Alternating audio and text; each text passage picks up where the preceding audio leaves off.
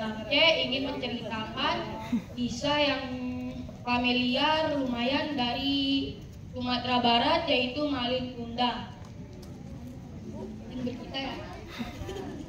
Malin Kundang adalah anak yang baik sejak dia kecil. Dia pintar dan nurut kepada orang tuanya.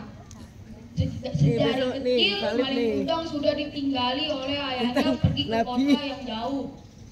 Malin Kundang hanya tinggal bertiga dengan orang tuanya dan kakaknya.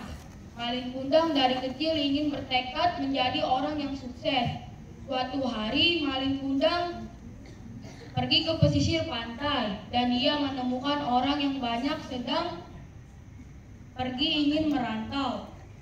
Saat itu Malin Kundang ingin bertekad menemui seorang ayah yang ada di luar kota.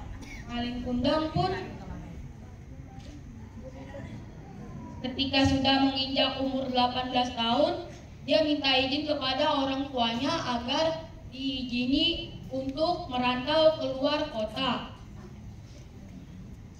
Dan orang tuanya pun merespon, boleh, tetapi kamu harus jaga diri dan tidak boleh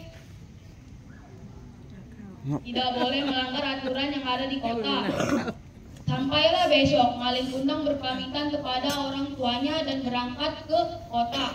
Sesampainya di kota, Malin Kundang seperti orang yang kebingungan karena kota itu sangat besar. Malin Kundang bingung karena dia hanya orang desa yang berasal dari kampung.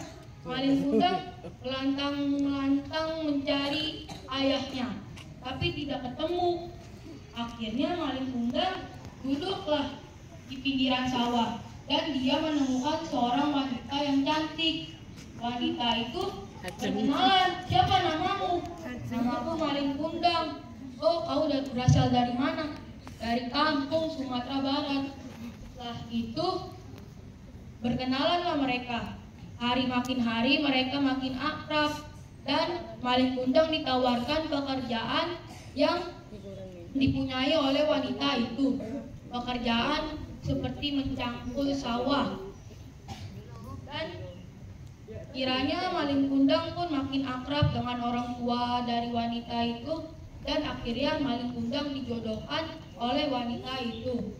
Malin Kundang pun senang dan pas ditanyai, kemana orang tuamu Malin? Orang tuaku sudah tiada atau sudah meninggal.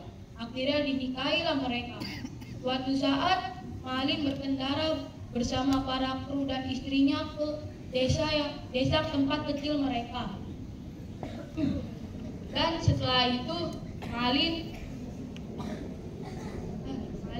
datang ke desa itu kembali bersama istrinya, tetapi tidak sebagai orang biasa, menjadi orang yang sangat sukses. Saat Malin ke situ ditemui oleh sang kakaknya. Kakaknya histeris ke ibunya, bilang, Malin kembali.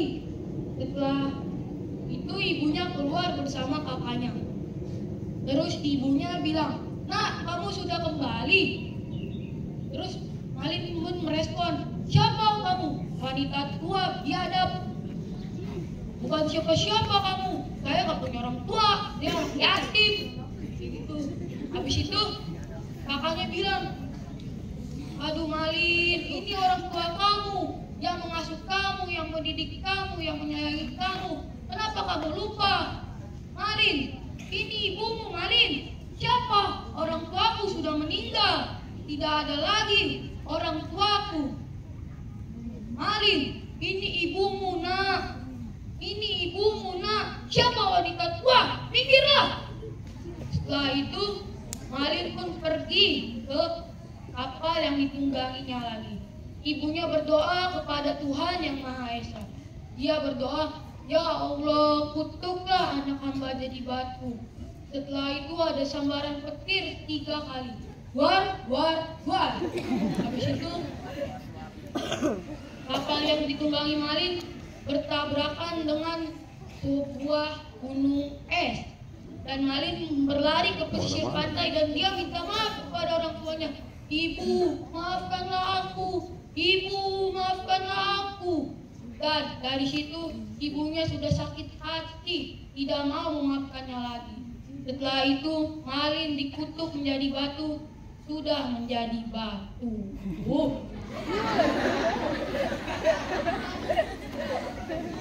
Pesan moral yang bisa kita ambil dari cerita ini adalah orang tua yang sudah mendidik kita, menyayangi kita, yang sudah mendidik kita dari kecil sampai dewasa. Janganlah kamu sesekali menyakiti hati orang tua. Jikalau hati orang tua sudah sakit, terkuncilah surga bagimu. Pepatah juga pernah mengatakan, satu orang tua sanggup untuk mengasuh 10 anak, tetapi belum tentu 10 anak sanggup untuk mengasuh satu anak. Salam dari Pinok. Assalamualaikum warahmatullahi wabarakatuh.